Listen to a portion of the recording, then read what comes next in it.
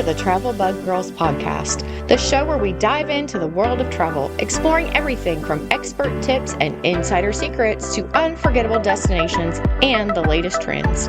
Whether you're a seasoned globetrotter or planning your very first adventure, we've got you covered with the advice and inspiration you need to make your travels truly unforgettable.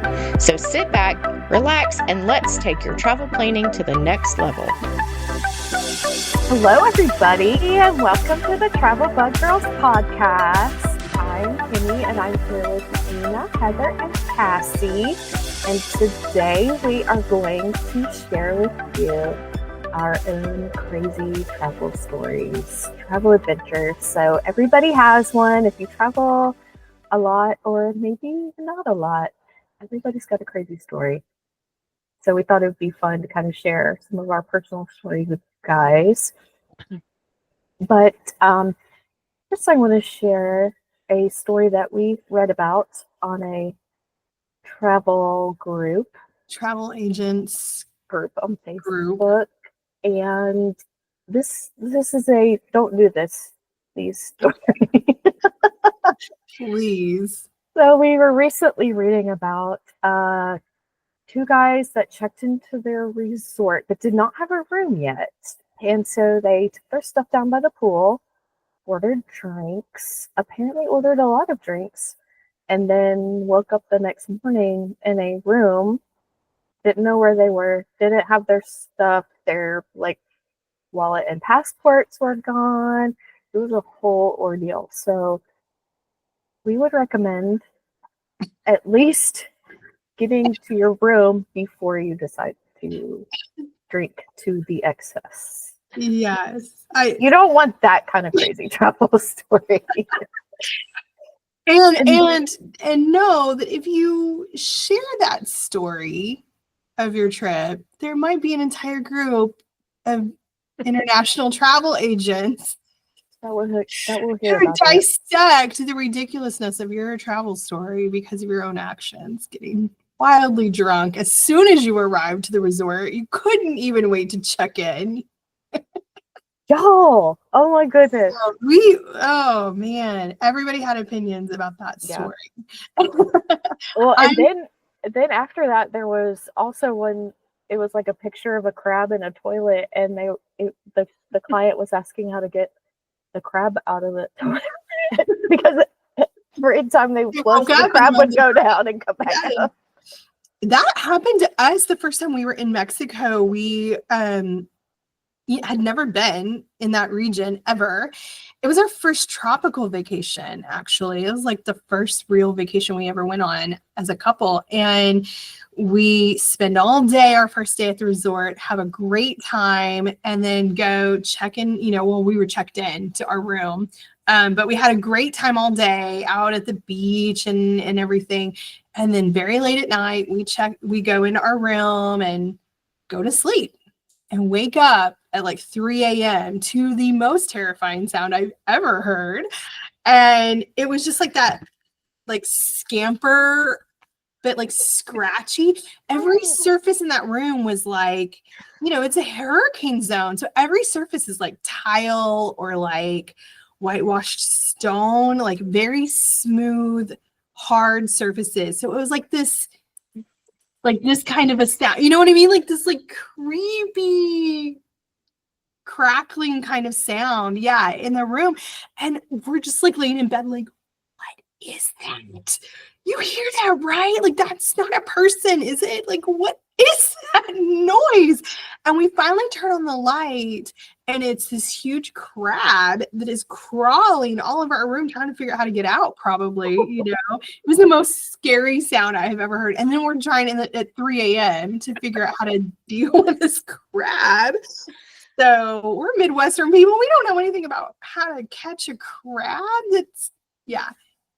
Yes, that's a real thing that happens. We need to have a whole episode of animal or critter encounters, because I know that a girlfriend and I, two girlfriends, a girls trip in New Orleans, and there was a water bug roach I don't know, about this big. Okay, maybe not that.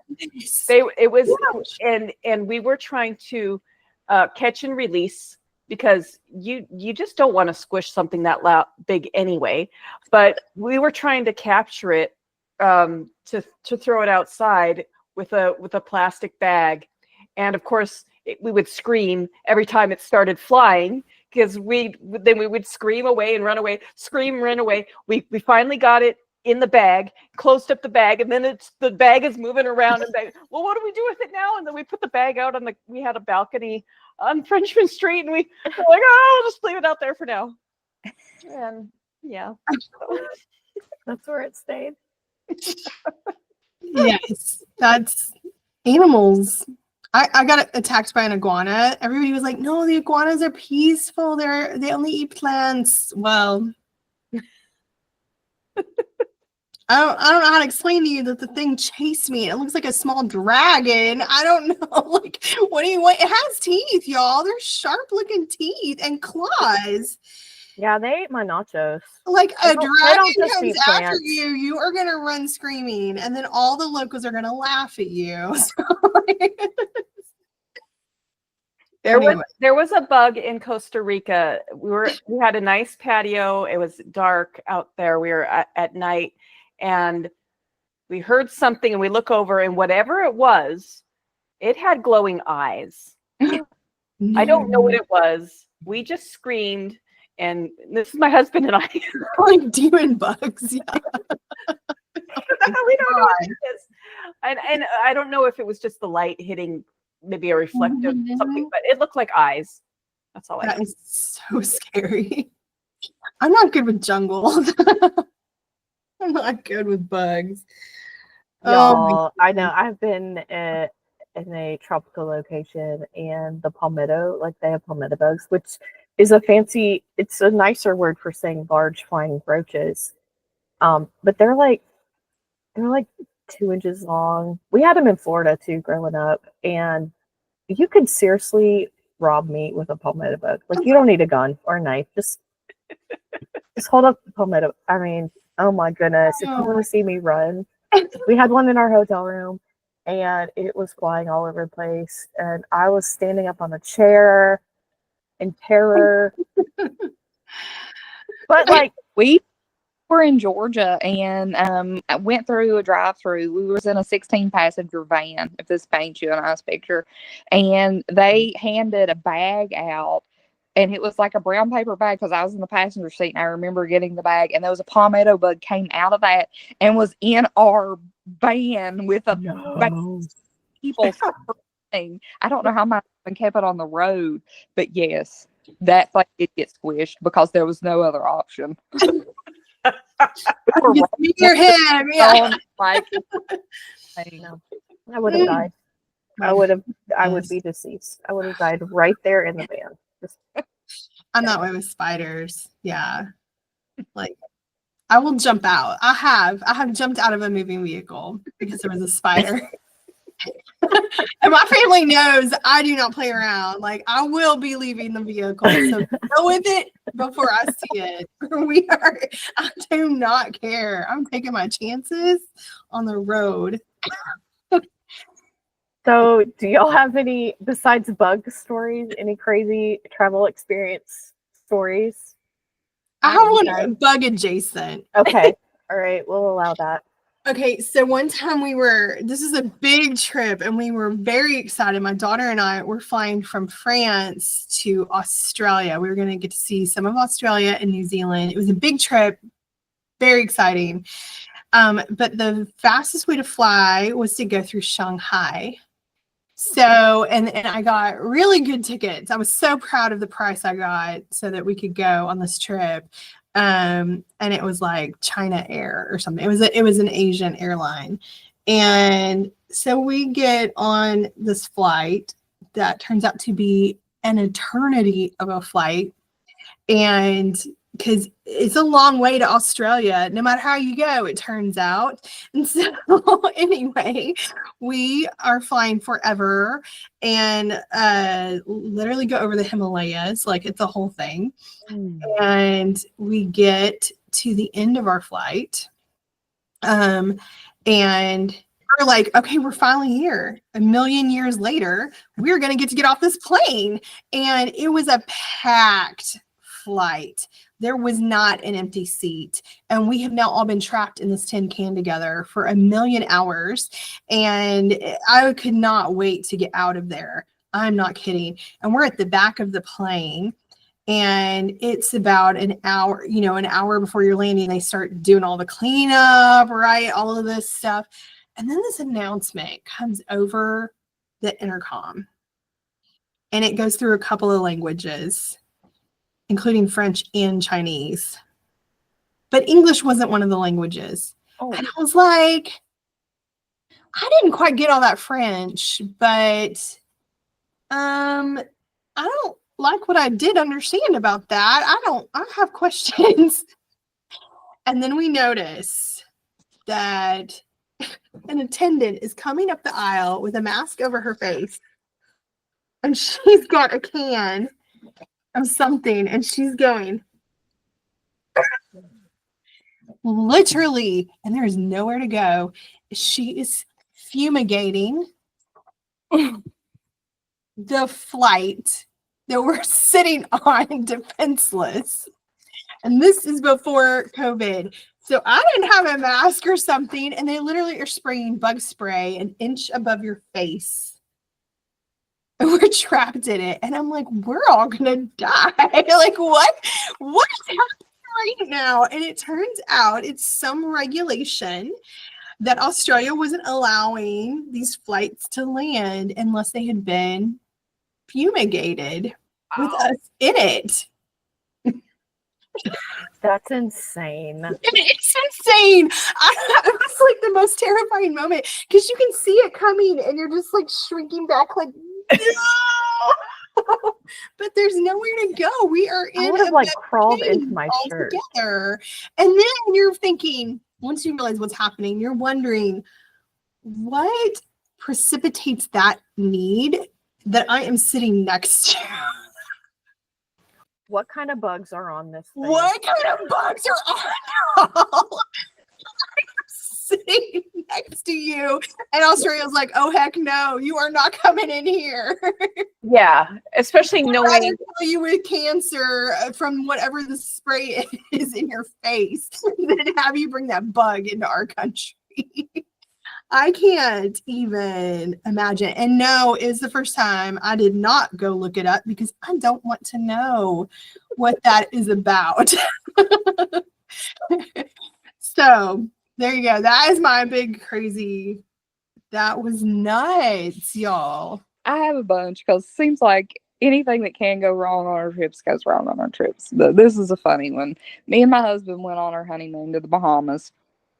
I had never been anywhere, had definitely never been on a plane, never been out of the country. We were just first married and, and I was trying to be fun, go with the flow. So I was like, hey, why don't you pick one of the things that we're going to do? Because he kind of leaves everything up to me, whatever you want to do, that's fine. So he chose bubble subs. I don't know if anybody knows what a bubble sub is or not. Okay. I had never been like on a plane. I had never been on a boat. I had never been on any of these things. So in a bubble sub, I can't swim. So the catch with the bubble sub was you don't have to swim. Your face will not get wet. Okay. Your face will. Yeah. So they take you out in the middle of an ocean on this tiny boat. And they have these big submarine things. And they're attached to a buoy that keeps them upright in the water. Okay. And you drive them like a little scooter. And as they're lowering them down, they jam your head up into this glass domey thing. So I was like, okay, that's cool. Going out through there, I got seasick on the way. Oh no. Once we get there and we get in the bubble, I'm like, okay, maybe, it'll get a little better, whatever. We get in the bubble sub. Because you're upright in that doodad and that the water is hitting that buoy, you're doing this the whole time in your little bubble sub. And there were these island fellas and they was jumping around all over that boat. I mean, the sea was like, we were doing some stuff, but they were doing some stuff too. They were having a great day. They were having a great day. And so here I am in this bubble sub, like driving, and my steering doesn't work fantastic. So we have a video of this, by the way. There is a video of transpiring. So here goes the whole group, and every so often they line everybody up and count you, to make sure everybody's there. And in the video, you see me constantly like veering off, and everybody else is going this way because my thing. And the guy kept showing me like, turn your wheel. And I am turning my wheel. It's not turning. Okay. So I am about. Can you touch this footage? Yeah. I am so sick I could die. Like, I am so sick. And I feel those. And my husband is having the best time ever. Okay, he does not even care that I'm like over here and the rest of the group's over there. He don't even care. So, but they lined us up, and they had a Gatorade bottle full of fish food, and they would like periodically take it out, and all the fish would come, and it was kind of like a reverse fish bowl. It would look like, the fish were like, so that was cool. So we get back on the boat, and I'm thinking, praise God, this is about over with. I cannot wait to get back to land. So they get everybody up, and those guys are like hooping and hollering, having the best day ever at work. And they're like, hey, we're 30 minutes early. Does anybody want to snorkel?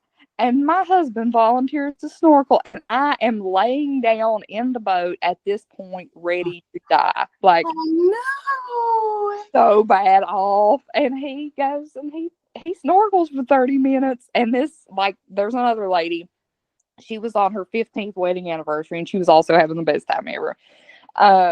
But yes, so they volunteer to snorkel. And then when they get all their snorkeling done and we make it back, I buy some Dramamine when we get back to the shop. But of course, it is too late at this point in the day.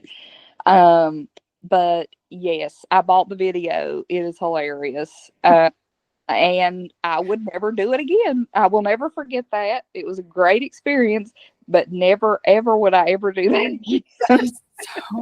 Oh my goodness. Honeymoon nightmare. It was like, Yeah, that sounds miserable. I was on a trip in Boston with like a mission trip kind of thing. It was like a spring break trip, and we'd gone to Boston for the day, and I had a migraine, and I was like walking around Boston, but also like periodically darting into whatever bathroom was closest so I could puke because it was terrible. But that's not my story. That reminds me, I could do an entire podcast. It's me peeing in weird places internationally and desecrating burial sites and things. Oh my gosh. There's no toilets. Yeah. But I'll make note of that for future. Day. So mine, this was, let's see, my youngest is 13 now. She was a baby. She was not quite a year old. And I was actually flying into Dallas from Huntsville. And so she flew like in the carrier with me. So she was strapped onto me, And our flight from Huntsville, we had to fly from Huntsville to Charlotte and then to Dallas, because I don't know why. Make that make sense. But, flying in the opposite direction and then back. So our flight was a little delayed getting into Charlotte, and I had to, actually before that, on the flight from Huntsville to Charlotte, she had a very poopy explosive diaper while she was strapped onto my body. So let me preface. But then we get to Charlotte late, and I have just enough time to run across the airport with the poopy baby strapped to my body and get on my airplane, which does not leave time for getting the poopy diaper off. So I am sitting there. I feel so sorry for the people around me, and all I can smell is poop. And I know it's like, it was bad. It was like all up her back. So we land in Dallas, and I'm just apologizing to everybody around me. I immediately go to the bathroom. I have to like change clothes, change all of her clothes. We smelled like poop. It was terrible, but that happens. That was a pretty bad one. oh, And no. that's not a really short flight from Charlotte to Dallas. I mean, it's not like a Classic. 20-minute flight. Classic traveling with children. Yes. They're going to poop at the most inconvenient time. Yes. And whatever tiny window you had to take care of that is going to fly away. Literally. Well, okay, so mine isn't the one that everybody's has kind of previewed is not really a bad story, really. I mean, okay, it may sound a little bad when I say that I took a cruise and I took advantage of my drink package, and so I missed my own wedding, but that's not exactly what it was. My husband and I advantage of her drink package. My husband and I were already informally married by the state of Texas, which is so we went down to the city clerk's office. We didn't even have to go in front of a judge. This is a because I'm a little bit different in this way. I wasn't ever the type of person who was like wanting to be married my entire life, and then when we were shacking up for a few years, I'm like, well, I'm not going anywhere. We can get married. There's a longer backstory, but let's just say we were already somewhat informally, unofficially married, but we didn't have an event. We didn't have anything that we were in front of anybody. So we decided let's see, this would have been 2010, I believe. So in 2011, we decided to go on the Monsters of Rock cruise, and and it was on. Sounds romantic. Yeah, we a family that headbangs together stays together. Right. So this is a cruise full of this was going to be the very first Monsters of Rock cruise. They're still going on, and so bands like Cinderella and Tesla, like that. These were the kind of bands that were going to be on there, and we were going to spend 4 days on this cruise ship. It was the first one was, I believe, an MSC cruise ship, if I remember correctly. And my first cruise ever, his first cruise ever as well. And when we were looking at the events that were going to be going on, besides the concerts that would go from 10 a.m. until 3 a.m. every day. What? Yeah. Yeah, there were no breaks. Even when we were at port, they would still have bands playing. So my first cruise, the ports were Florida Keys, Bahamas, Nassau, I think, and one other I can't think of right now. But we didn't get off the boat because some of my favorite bands happened to be playing at that time. So we would stay on the boat. So that's kind of crazy. We didn't even get off the boat at all these places. I got a passport. I didn't even really need it. So one of the other things that they had going on, besides like cooking classes with some of the rock stars, which that's kind of fun. But one thing was there was going to be kind of a mass ceremony. You could get married or renew your vows all together with a whole bunch of other headbangers. And we were like, that sounds like a really, really cool thing. So that was on our agenda to do. I think it was like the second. We were out at sea on that day. And so we did all the, went to all of our concerts and everything. We were like, okay, we're going to go and do this wedding thing. And it'll be our way of, a little bit more official. Maybe we'll get a picture, share with our friends, etc. Well, we slept in. So we slept in, we missed it. We woke up and it was already half over. So we missed our wedding. We slept in. So instead they had a prom that night, an 80s prom. So we were dressed up at the prom, and then he got down on one knee, even though we're already married, and gave me a ring. So that was my first ring. I have a story that's more funny, I guess. Well, if I tell it funny, let's see if I can tell it funny. But the first time I went to Paris, I was 6 months pregnant, and my parents had been going to Europe for a couple of years, every 6 months or so. They had discovered travel, and they were traveling a lot at the time. And so I was the only one in all of my family that had not been to Europe. And I was the one that had studied French in school. And like, I really had always dreamed of going to Europe. And I was the only one that hadn't gone.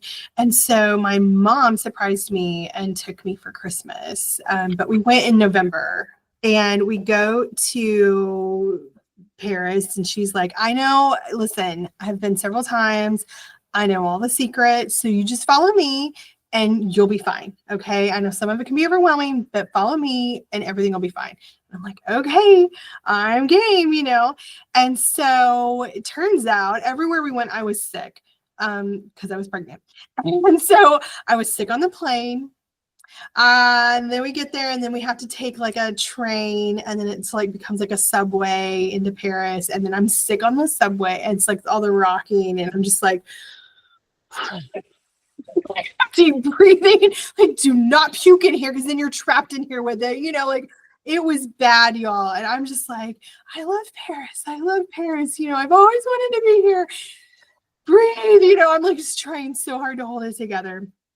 And then like everything smells it like strongly, especially when you're pregnant, like you're super sensitive. So everything, I smelled everything. And I was just like, I'm going to make it through it. Like I was just holding my breath, you know?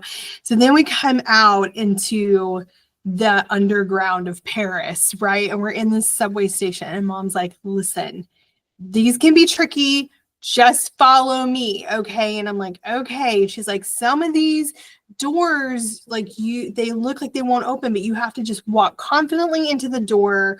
And this is like a subway. There were all these different ways of coming in and out of the subway. Okay. Like some were like graded, and some were like automatic, and some you had to push. And she's like, so you have to put in your ticket, and then it pops up, and then the door opens, and you better walk, because then it's going to close. And if you're still on this side, you know, and we got our suitcase, and I'm like, okay, oh, I got it. I'm with you. And so we're going, and we're opening, and everything's fine. And I'm like, you're right. That's stressful, because like, if you're not, and if you got a suitcase, like, and that door starts to close, like, you know, I was like, I hear you. That is stressful. Now I get it. So then we had to we go see everything, and then we take this other train out to this village where we're actually staying. So it's like end of day. We have now been traveling basically for 2 whole days at this point. And we've seen a little of Paris, but we're going to see like a whole lot more. But tonight I'm exhausted. We're going to go sleep. So we get to the last train stop, and we get off, and we're coming out. And now there's like, I can see like the skyline, like we're coming out of the underground finally. And here, and she's like, now listen, remember, you just keep walking. And so I'm like, okay, I got it. So I go first this time. I put in my little ticket, and it pops up, and I just walk straight into a door full force, bounce off of it, and fall backwards. Oh my God. My little pregnant up in the air like a dead bug. And people like froze. Like the whole station it's like rush hour. Everybody's going off. They all froze and are like, oh crap. Like, and whatever the French version of that is, that just like, oh, no. Did you see that pregnant woman bounce off? And my mom started laughing. They are just pointing and laughing.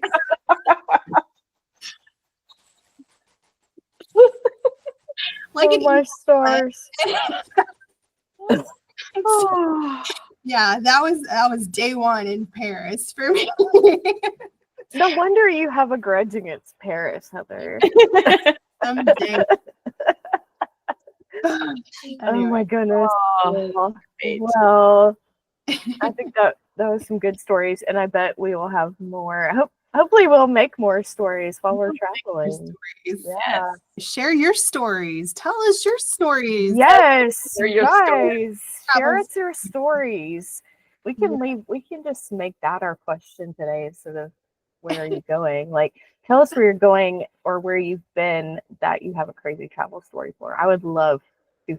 I would love to hear everyone else's travel stories. Yes. Yeah. Tell us your story about how you walked into the door and The camera's on the ground. Or you got covered in baby poop while you were flying. Or bugs chasing you in Costa Rica. Oh my goodness. That was a fun episode, y'all. All right. Well, I think that is about all we have time for today. So we're going to wrap this up. Again, jump on our social media and share your travel stories with us. We would love to hear your crazy or funny story. And thank you for joining the Travel Bug Girls for our podcast today. We hope you guys have a wonderful day.